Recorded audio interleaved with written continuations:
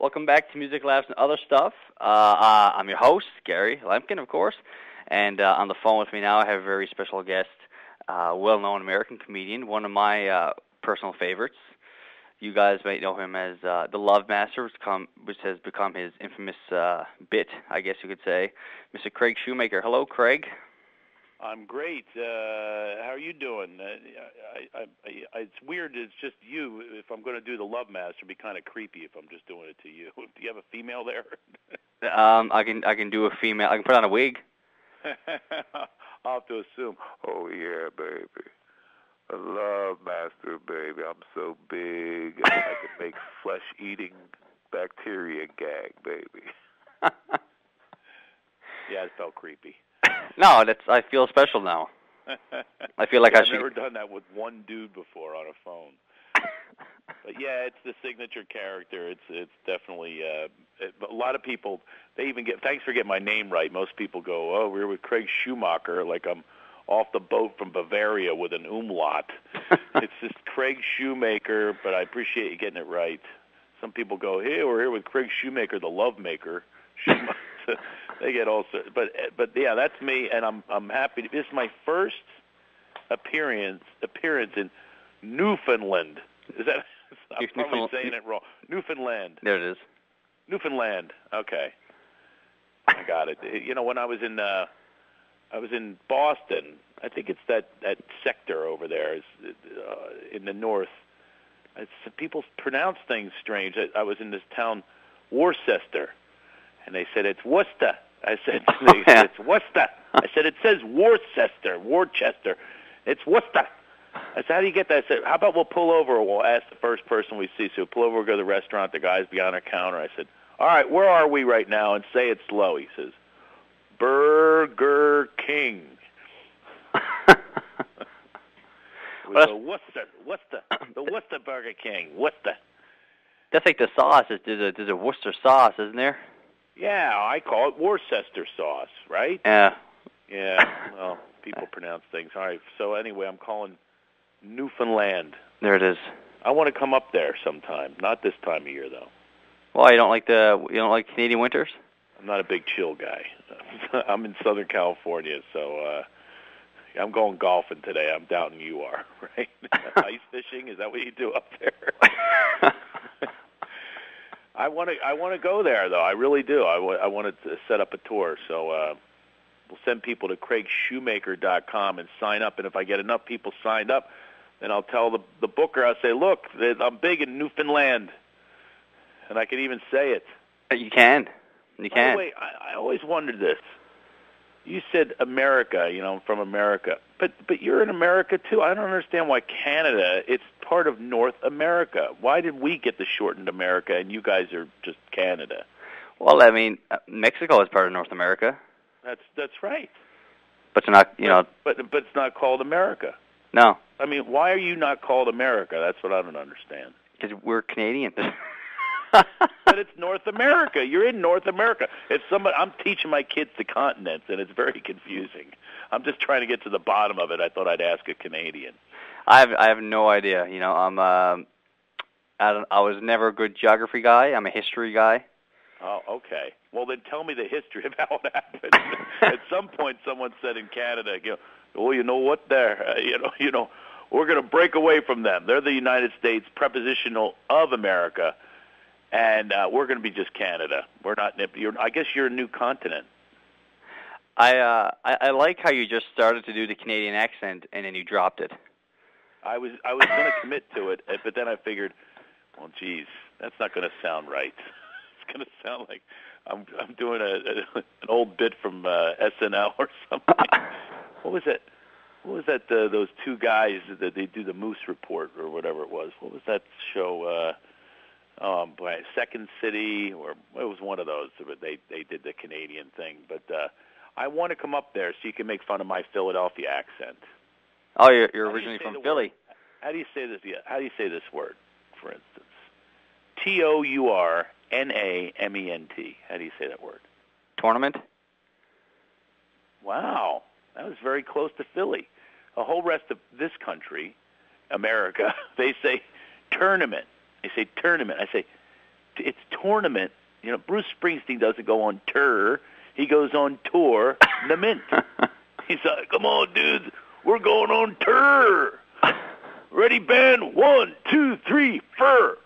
So I think Philly is right in this one. It is. It's tournament. Isn't it? I don't say tournament. Good for you. I didn't know that. So I'm going to be popular in Canada when I finally get up there. Yeah. Have you done a lot of dates in Canada? No, I've done Montreal a number of times. Just for laughs. Oh, I love it.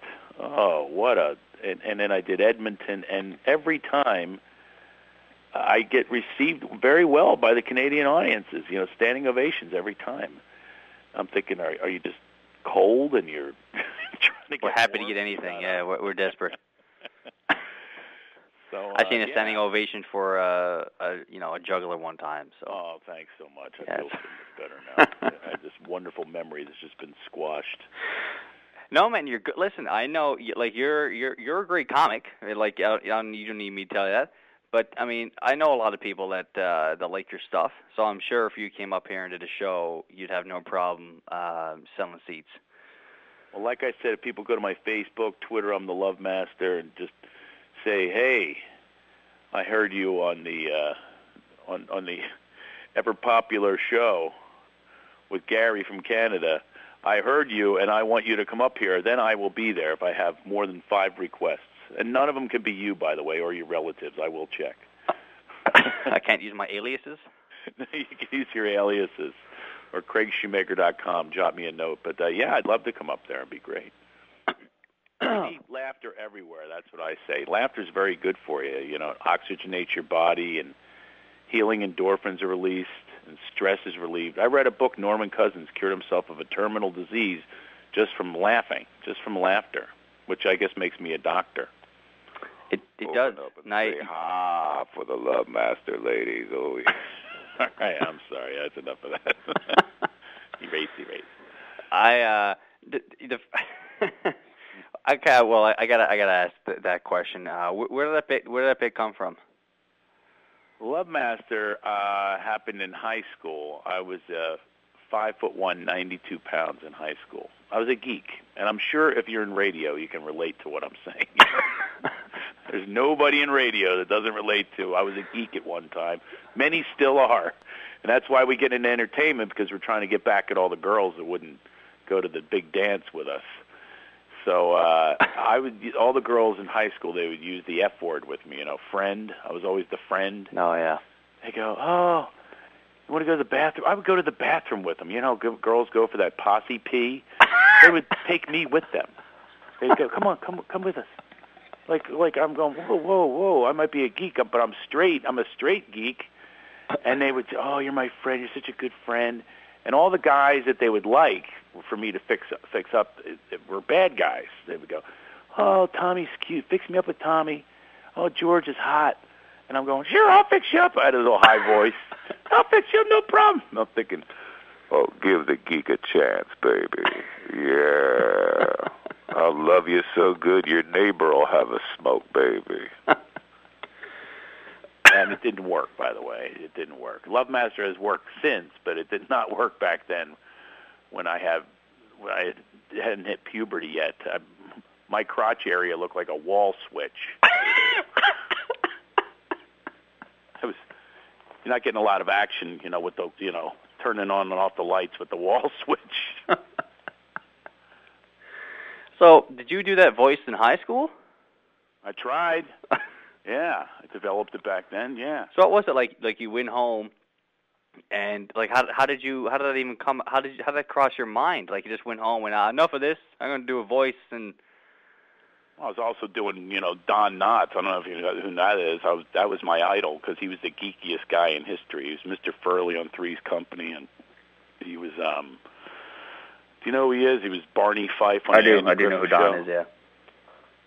So I'd be like, Barney Fife over here. I got what you need. I got one bullet there, baby. So that was, here's your Love Master. That's how it really was. But I tried this deeper voice, the Love Master. But, you know, now I'm old enough to really do it well, but I'm happily married, so I don't need it anymore. But trust me, my wife is not asking for the Love Master. kids are in bed, baby. Oh, that's no toy, baby. Yeah, that's no Lego you're grabbing on. It's a whole other world here with kids. So did you try to mimic a voice? Because that sounds like obviously like a big black man's voice. Like, did you try to mimic that? Is that coincidental? No, it's kind of a combination of different voices. One of them's Tommy Lee Jones. Oh, okay. From Tommy Lee Jones from Men in Black. Yeah. Or it's got that Tommy Lee Jones there. You're not going to remember a thing. And then it goes way Love Master. So he's a slowed down Tommy Lee Jones. So how long have you had that bit for? I assume you still use it. Yeah, Love Master channels through me. The fun thing about it is I'm always writing new lines, and that's the best part. So I sort of get a kick out of it, not just doing it by a recording like some comics do. Once you get locked into something, I try to keep it fresh. And I do a 90-minute show, so it's a live show. It's only about 6 minutes of the show, but people enjoy it. And some people only know me as the Love Master. They don't even know Craig Shoemaker. So the first time I ever seen you was I think it was on YouTube, I think, years ago. And I don't know how it came across you, but I was talking to a friend of mine who's American, lives in Boston, actually, ironically, Boston, and that's the first bit that I seen was the Love Master bit, and then that became an inside joke between the two of us. Oh, really? Yeah. So you ended up doing. All right, I got to hear your version of Love Master. Go ahead. Because every guy tries to do it. After my show, I cannot tell you how many births have happened after my show, because the women get wound up because they love a sense of humor. I set her up, you knock her down. So every guy tries to do a Love Master, and laughter's good for you, like I said, and that's how all these births have happened. People have told me they were infertile before, and then they go home and they have fun, and every guy tries. Sounds like Kermit the Frog. The Love Master. Hey, it's a towel rack. Hang a wet blanket on there. That's how they sound. So I'm looking forward to hearing yours. Let me hear it. There we go. Are you nervous because you're bringing it to the actual master? Well, you're the guy that does it. I'll try it. I'll try it for you. It's like you're my Padawan, and you're bringing it to the Jedi Master. Ooh, Love Master, you try, you do. So go ahead. All right, here we go. I don't know. All right, here we go. Yeah, I'm the Love Master, baby. Come on over here and sit down right next to me. I'm a Love Master. I hope you don't use that, or you will be alone on a radio station for a long time. You gonna get up on your lady doing that? You got to be kidding me. It sounds like you have a cold. Oh, like you're Elmer Fudd. I'm the Love Master. That was classic. I got to give it to you, though. Most people wouldn't actually present that to the originator. Well, I don't practice it, man. If I had, you should have told me. I would have been home looking in the mirror practicing it. I thought you and your buddy were doing this as a private joke. My buddy was a girl, so I just text it or something. I wouldn't say it. Oh, you wouldn't try the voice? No. Oh, see, you kids today with the texting, you can't get any effect from a text. I'd send a wink with it. Wow, that really soiled my loins to read that text. Oh, geez, you got to do the. I'd send a wink. I'm gonna have to send you to love camp. I have to go to one of my love camps. I can't get the deepness. The deepness, like you can do there. I can teach you, believe me. By podcast, we teach people. We have people call in, and I work on their voice. CraigShoemakerShow.com. And maybe we'll get some Canadian calls now. It'd be awesome. Maybe I'll call in. Maybe you guys can't get as deep because you're cold. That was a Love Master. Like shivering. Do I have a Canadian accent? A little bit. Do I? So look, my Philadelphia accent. We cannot judge anyone. We have the worst accent on the planet. Call now. I don't know, terrible Boston. Vowel sounds. Oh, it's worse than Boston. You hear our Philadelphia. We have this we call water. We call it water. We eat terrible things like scrapple. Have you ever heard of scrapple? It's a breakfast meat. No. I don't know what kind of meat they use. I dropped it on my lap. It started humping my leg.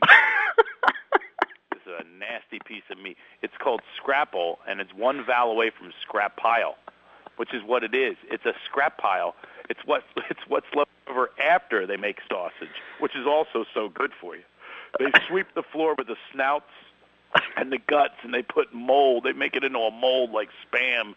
And then the Philadelphians are like, put ketchup on it, or put hair on your chest. Thanks for the health tip, Sasquatch. That's how they roll in Philly. Now I live in California, so I'm trying to get used to the whole. This is quite an adjustment, coaching Little League. Here they'll cancel a game if there's a cloud in the sky. I played in Philadelphia on broken glass, and the only grass on the entire field was in the coach's bong. Run it out. So are you a hockey fan? Are you a Flyers fan? Yeah, don't hold that against me, but yes, I'm Philadelphia all the way. No matter where I live, no matter what I do, I will be all Philly. And my kids, I made them all into Philly fans and Eagles, Sixers, Flyers, and I swear to you, someone should call child services on me for doing this to them. Every week we dress up in our Eagles garb and watch the games and just depressed together. Oh, it's terrible. So, Craig, how and why did you start doing stand-up? Well, like I said, a lot of it had to do with, I was very little, and it was my defense mechanism. I was 5'1". I'm 6'2" and 200 now, so it's kind of a different situation. So I'm definitely not in it for the same reasons. I'm not eyeing up 6'8" guys and going, I'm going to take you down with my words. But yeah, I mean, it was the way to come back at people and get attention. And the girls would always say, the surveys, the number one quality they want in a guy is a sense of humor, which is the biggest bunch of crap. It's like, really, you're going to lie in a survey? Nobody's really watching this. The sense of humor. They're never in the front row of a comedy club. Oh, Craig Shoemaker, you're making me moist. Oh, your minivan. Oh, God, I've never been so turned on.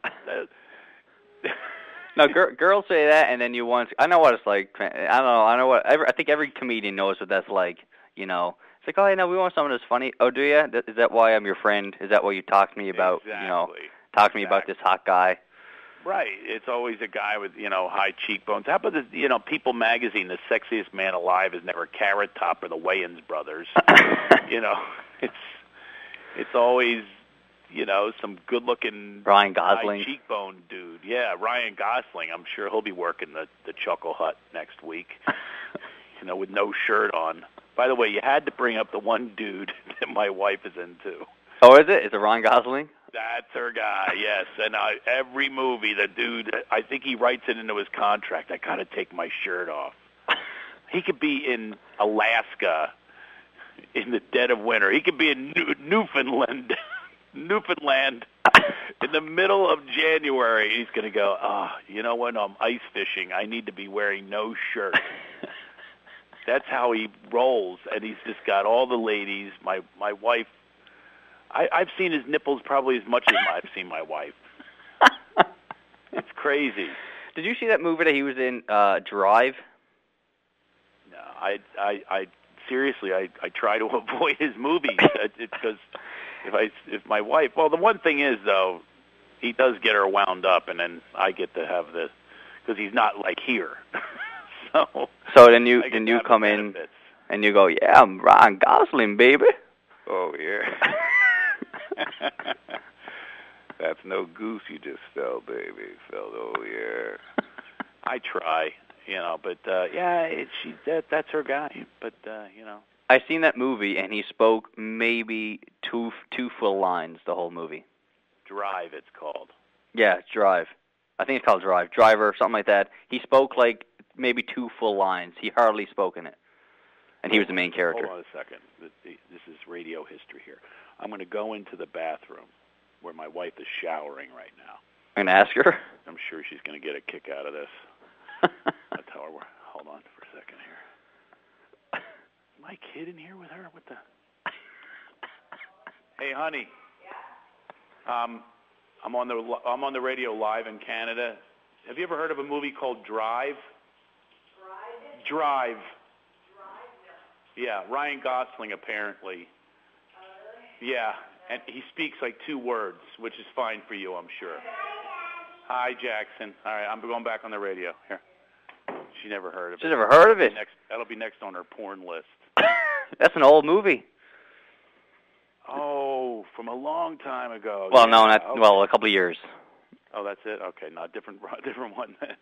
Yeah, I'll have to put that on the list whenever she's feeling frigid. I think it's called Drive. It's a one-word. I'm pretty sure it's called Drive. It's a one-word movie that he probably speaks one word in. I'll look this up. But his shirt's off. If anybody wants to email me with other movies that Ryan Gosling takes his shirt off, you never know. I might use them. Because that's her you porn. You Gosling. This is the Ryan Gosling channel. But you must have a female go-to that you enjoy. Yeah. Tell us, Craig. Come on, tell us. Mine are getting all old. You got to pick a new one. Like mine, I had one the other day. I saw her in a movie, and I'm just going, "Oh wow, she's starting to look like some the moms I go to school with and volunteer at the PTA." It's starting to look a little, yeah. Like Megan Fox? Are you a fan of Megan Fox? I do like her. She was on my list, but then I met her. You met her? And, yeah, and she's off the list now. Oh, well, how come? Well, 2 reasons. She's tatted up, and I'm not real big on the tats. Yeah. And especially when they put them in that region in the back. Oh, yeah. They might as well put a sign like, "You're not the first one seeing this." You know what I mean? Like, it's nothing as new. You're looking at this allegedly sexy thing, you're just going, how many guys have read this and had an up-close vision? It doesn't make any sense to me. I could see if somebody allowed you to put a hemp tattoo or something like that. You could do your own, draw your own back there. But yeah, so she's got too many of those. And the other thing is she's just got this way and look about her like, I am out of my mind, and I will drive you out of yours. She has a kid now, right? Doesn't she? Yeah, that's what I heard. Yeah. Well, that's a third reason. Right. Yeah. Well, that wouldn't stop me. I'm into plenty of women that have kids. So okay, I got to ask this. So you said the Love Master thing came out in high school. Yeah. So when did you start getting good at it? Maybe did you go to a college? Yeah, I went to college, got a degree. I also have a doctorate degree, so I'm like Dr. Love Master officially. So did you? It's funny, the time I got it, I had to fly and go. I get my degree. I took my son with me, and it was so weird. I said to him, I don't know what this thing's gonna do. Get a better restaurant seat or something. Like Dr. Shoemaker. And no sooner do I say it, but I'm on an airplane back to L.A. and they said, "Is there a doctor on board?" So there's a medical emergency. I came so close because there was like this little pause of nobody rang the button. So I said, "You know what? This is a perfect time. I'll use my knowledge. I'm a new doctor. Yeah, I'll show you my degree." But yeah, I went away to college and did all that. And so I did a lot of comedy in college. Did you use did you ever honestly use the Love Master thing as a pickup? Oh my God, yes. You did? Oh yes. And it worked? I've been with women that only want to be with the Love Master. They have no interest in Craig Shoemaker. I've had some to just directly turn to me and they'll go, "Just shut up. Just be that Love Master guy. Just you don't speak. Don't speak. I'm not interested in Barney Fife or any of your other characters." And you didn't mind? Oh, of course. Why would you mind? Why would you mind that? What's that? I said, why would you mind that? I obliged them. You know, I took one for the team on that. You know, did the Love Master. As soon as I come out of character, it's like, oh, sorry, it's over. That's. I mean, I don't know what to say back to that. That's great. Yeah. Did you when you first met your wife? We didn't know it was going to be your wife. Was that the first one you used on her? No. No. Love Master's creepy to her. So I think that's probably why I liked her. Like, she had no interest in the Love Master. I mean, you think a girl is saying shut your mouth and just be the Love Master? You're thinking, oh, I want to marry this one. This is going to be a blast. Where I have to be in character. Hey, how about some breakfast, baby? Oh yeah, I'm so into you I could fill this bowl not only with cereal, baby. I mean, really. Oh, that'd be great though, right? Because two of you guys, she loves the voice, so two of you guys have a kid, and your first child will come out, and the first words will be "Love Master, baby." Yeah, right. Exactly. Goo goo gaga, baby. Yeah, no, it's definitely worked as a character, but not in real life. Yeah, she actually likes me for me, which is pretty cool. It is. It's a bonus. Yeah. How long have you been married? 7 years, and we've known each other for many more beyond that. We were good friends, and then we became husband and wife. That's the way to go. It's a sustainable relationship. Everybody always goes for looks and abs and all that kind of stuff. Well, you know, that six-pack eventually turns into a keg. So, you know, everything goes, but one thing that's sustainable that's going to keep you married and keep you together is a sense of humor, and that's what we have. We laugh together and have a great time, and then everything that she says goes into my act. So I just say to her, "Come on, honey, it's how I make money. That's your sacrifice." Well, I know you're a busy guy, and you got to leave now in the next couple minutes. So I'm going to ask you one more question. What size are your pants? No, I'm going to ask you who were some of when you first started doing stand up, and now, who were and are some of your favorite comics? Believe it or not, my biggest influence in my act is Bruce Springsteen, because I saw him years ago, and I said to myself, wow, I want to do that on stage. I want to bring it from the heels, give everything I have, tell the truth, be candid about who I am, and revealing, and do a show where people walk out and go, he gave us everything. I'm exhausted, and that's what I aspire to do and still do.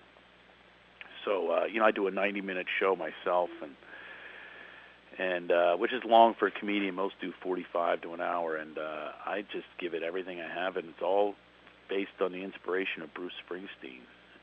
And then he's a working man type of guy, and it's funny to call him a working man. He probably makes like $6 million a day. So, but I just really want to do that. And then the comedy influences, I intentionally don't have any, because I don't want to be influenced or come up with a joke and go, God, did I really write that, or did I hear that somewhere? So I purposely ignore most comics. It's unfortunate for me because I don't get to laugh as much, but you know, because I think comedy is just such an undervalued thing that we need to get more of it, and we need to have it in our lives every single day. So I don't really have, you know, I really dig Richard Pryor and George Carlin because they were trailblazers, and they did things that weren't really allowed, and they did them well, and they did them for a long time. Those would be two of the influences, I guess, but my act is nothing like theirs. I mean, it'd be hard to mimic something like that. Well, I mean, you still can, because you can become like, I'd say like a Lewis Black would be like a George Carlin, you know, but, you know, in subject matter and so forth, or maybe Louis C.K., you know, those, you know, George Carlin would be definitely would see my acting and would go, oh, that's George Carlin-esque, but those guys you would. And a lot of the urban comedians, the black guys, are very much Richard Pryor influenced, and it's direct. Whereas I'm saying that just what they did by exploring territory, and the big thing for me is, again, I was saying this about Springsteen, is I like telling the truth, and to me the truth is funny, and so what I do is very much like Richard Pryor is, you know, like he had a mother who was a prostitute, my mother was a belly dancer, so it's going to go in my act, much to her chagrin.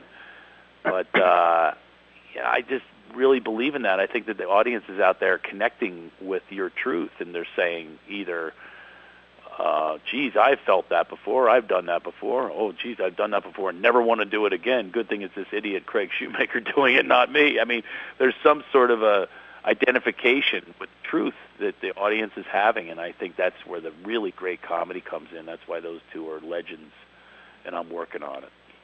So you don't get tired of doing is a Love Master your personal favorite bit, or do you just do it to kind of please the crowd? Yeah, I mean, I'm well beyond the Love Master, and I used to do it even to get girls, and I'm certainly very happily married now. So, yeah, I just do it to sort of entertain people, but my newest and freshest material is about my family, which is, you know, recent, about the kids and trying to raise them in this generation of, you know, we had a birthday party, and I felt like every kid had to have an allergy chart. This one's gluten-free, this one's lactose intolerant. I said, you know what they're allergic to? Fun. They're allergic to fun. I coach Little League, and 4 kids have an inhaler. I go, an inhaler? If we had an inhaler on our team, if one kid had an inhaler, they'd shove it up his rear end. I go, how's your asthma? Feeling good, thank you. You know?